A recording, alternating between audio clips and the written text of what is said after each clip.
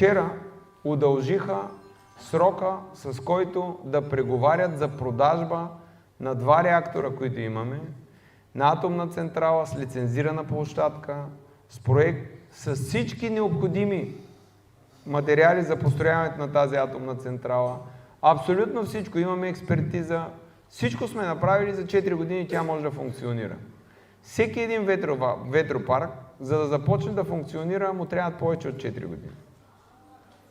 Или това е най-бързото съоръжение, което може да смъкне наполовина тока на всички. А сега предстои 4-кратно увеличение на тока на всички.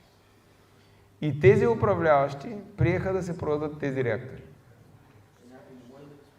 Така, само хората могат да ги спрат. Но продажбата на реакторите не означава, че ние ще стоим без ток.